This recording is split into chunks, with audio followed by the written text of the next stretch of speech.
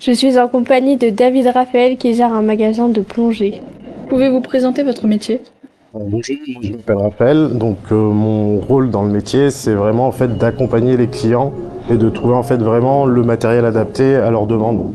Donc en fonction de ça, en fait, on leur met en fonction du loisir, que ce soit de la plongée, de la chasse sous-marine, enfin peu importe le loisir qu'ils veulent faire, en fait, on essaye de trouver leur niveau et en fonction de ça, on adapte le matériel pour leur loisir. Vous vendez du matériel, mais vous faites également la maintenance technique. Pouvez-vous nous en dire un peu plus? Alors, en fait, nous, on fait toutes les révisions en fait de matériel, que ça soit pour le plongeur, où en fait, on nécessite vraiment en fait des formations professionnelles pour pouvoir en fait nettoyer, réviser et entretenir le matériel pour que le plongeur puisse plonger, en sécurité de base. Et après, derrière, on fait aussi tout ce qui est matériel de chasse sous-marine, entretien de matériel. De tous les domaines, et aussi bien du néoprène en réparation. D'accord. Et qu'est-ce qui vous plaît dans ce métier? C'est de transmettre tout simplement en fait la passion, d'échanger avec les clients et puis de pourquoi pas les accompagner en fait dans le développement de leurs loisirs. D'accord. Si vous deviez retenir un seul argument pour donner envie de pratiquer votre métier, ce serait lequel?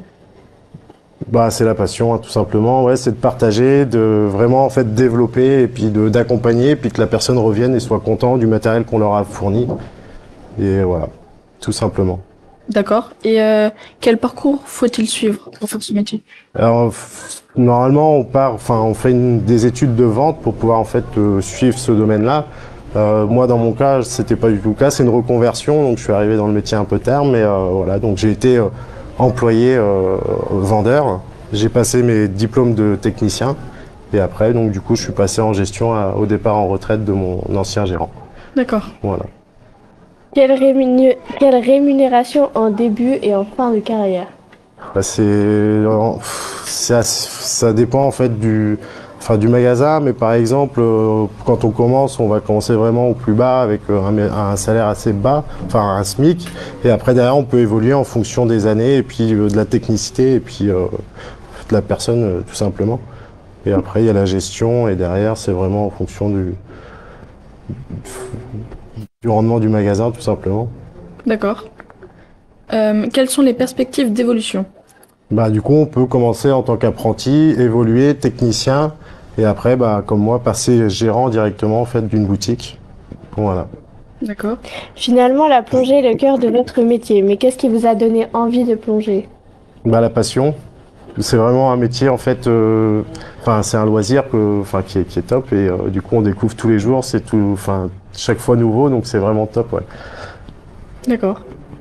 Si vous avez Et est-ce qu'il y a beaucoup de femmes dans ce milieu? Il y a moins de femmes, mais ça se développe de plus en plus et ça c'est bien aussi parce que du coup on commence à avoir de plus en plus de matériel adapté aux femmes avec des tailles vraiment aussi adaptées et du matériel dédié aux femmes. D'accord. Voilà. Est-ce que parfois il y a des clients un peu pénibles?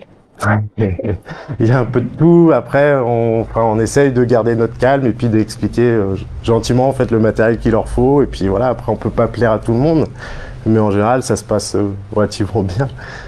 D'accord. Merci d'avoir répondu à nos questions. Merci à vous.